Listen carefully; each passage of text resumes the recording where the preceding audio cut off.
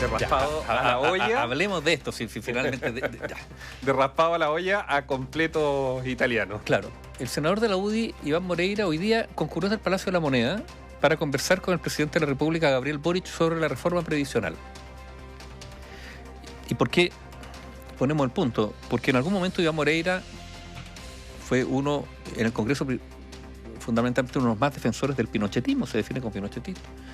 Muy denostado por lo mismo por la izquierda, se hizo un festín con la expresión del raspado de la olla. Hay que decir, claro, a favor de Iván Moreira, que fue uno de los pocos que reconoció el financiamiento ilegal de sus campañas. Prácticamente el único. Prácticamente el único.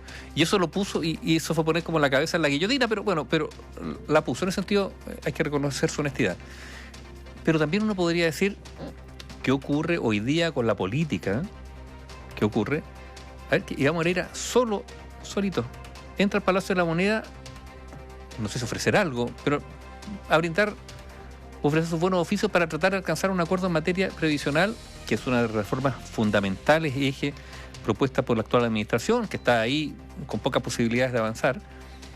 Y uno dice, bueno, ¿qué coalición hay detrás? ¿Qué partido hay detrás? O sea, finalmente estamos en una realidad política donde las iniciativas individuales están superando a los acuerdos de partido, en primer lugar, porque los partidos parece que tienen poca capacidad de alinear a sus propios parlamentarios, y ahí tenemos la diáspora parlamentaria, que es increíble, pero dependemos de estas iniciativas como particulares para ver si algo cuaja, digamos, en estas conversaciones.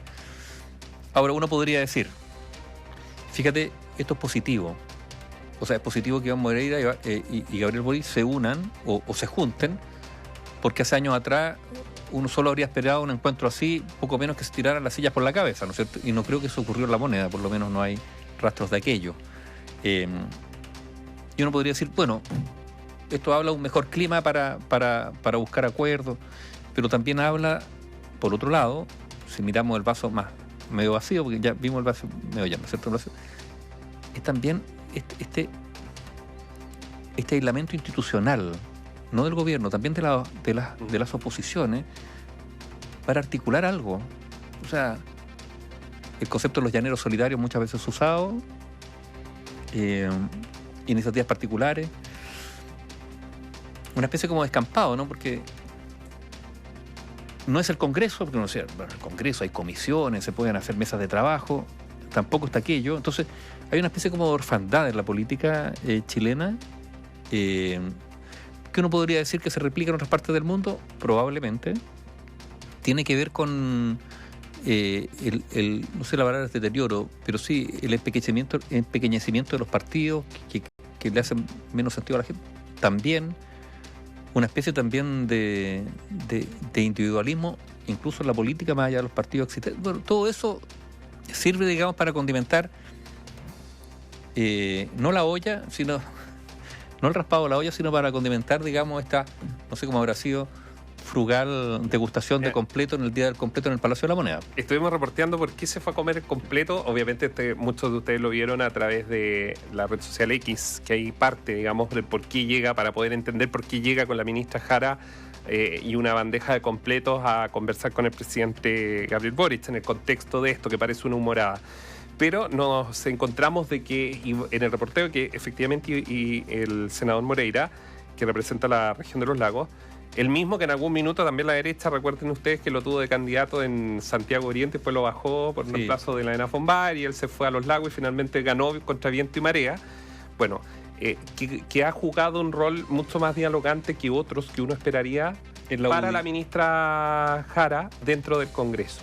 Entonces, claro, uno podrá decir el raspado de la olla y todo esto de Iván Moreira, pero efectivamente lo que uno le puede transmitir a ustedes del por qué se da esa escena es básicamente porque Iván Moreira ha jugado un rol de diálogo que tal vez no se lo esperaba el presidente Boric, porque habría que ver cuántos tuits hay del diputado Boric sobre Moreira, o qué opinión tenía Moreira en ese momento, pero que ha jugado un rol hoy día importante. Tal vez lo que uno esperaría, lo digo yo, es que en el día del completo la completada hubiese sido con todos y poner bajo al menos de un diálogo honesto, ponerse de acuerdo en algo.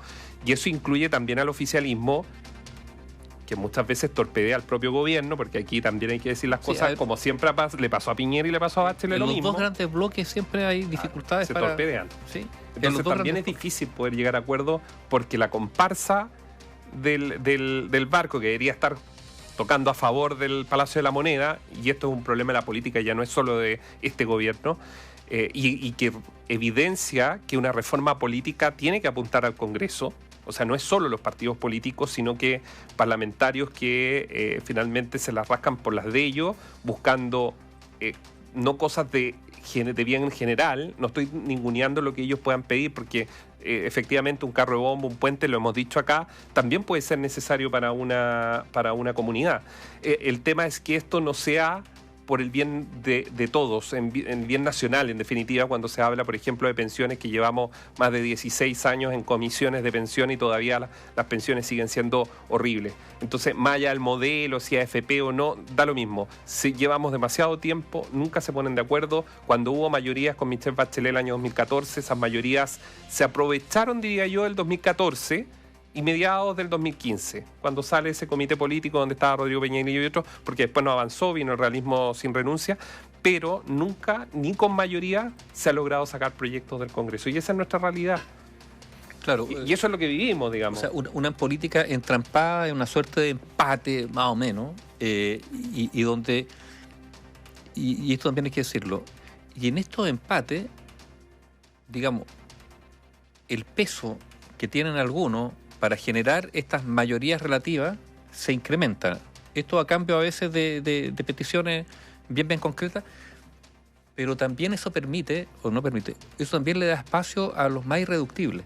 Vale decir, los que están en posiciones más duras respecto al adversario, sea de oposición o de gobierno, se transforman en imprescindibles. ¿Por qué? Bueno, porque si no, no va a tener la mayoría. Entonces, si antes el clivaje, por así decirlo, oscilaba hacia el centro, hacia los acuerdos, hoy día muchas veces eso no ocurre, es todo lo contrario. Ahora, esta es una cuestión también de aritmética, de sumar. ¿Qué dijo el presidente hace una semana atrás respondiendo, la semana pasada en realidad, dijo respondiendo a una publicación de Instagram? ¿Qué fue lo que le dijo? Que él hoy día era presidente y antes era activista. Ya, yo creo que algo de eso hay.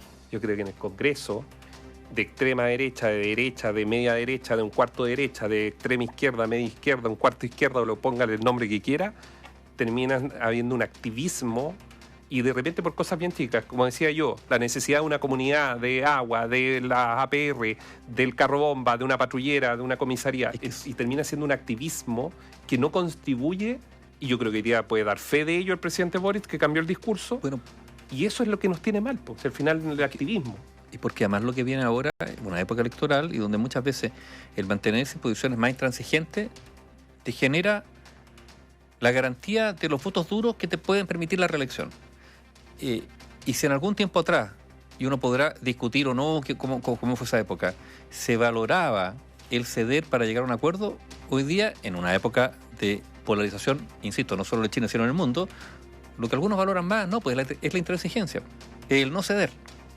Y ahí estamos, una especie como medio como paralizados, detenidos, en un esquema donde no hay movimiento. A ver, yo insisto, está la agenda de seguridad que ha avanzado, es cierto, hay proyectos que están ahí, pero los lineamientos más gruesos, bueno, tal vez porque hay diferencias significativas en estos temas, el avance es prácticamente nulo. Porque yo creo que se dan dos cosas en la ecuación. Está el activismo, yo creo que el activismo siempre sirve para el pensamiento crítico, pero a la hora de hacer política pública creo que, y a eso se refería el presidente, el activismo tiene que quedar afuera. Yo creo que hay dos cosas que se conjugan en el desarrollo de un buen debate. Primero, el activismo, que es intransigente porque no quiere cambiar, no busca puntos para unir, para ceder ciertos aspectos, y lo otro es la ignorancia. Sí, a ver, de parlamentarios que no leen ni siquiera las minutas que probablemente le preparan su... De todas maneras, yo quiero rescatar, digamos, el defender posiciones, eso sí. Sí, no, sí, es que por eso estoy diciendo. Pero el tema no es... tener capacidad para poder llegar a puntos de acuerdo, porque si no yo me quedo en mi posición, tú en la tuya y no... Exacto. Y no nos movemos de ahí. Digamos, a veces el bien común pasa por mantener tu posición, tratar de convencer al adversario, lograr en ese debate conseguir cosas, que el otro ceda, pero que ceda no solo por conveniencia, sino también por ciertas convicciones, porque cambia su posición, Pero ese ejercicio hoy día yo diría que es mal visto. O sea, yo creo que hay una percepción de que eso hoy día es castigado en las urnas y por eso muchos no quieren dar ese paso.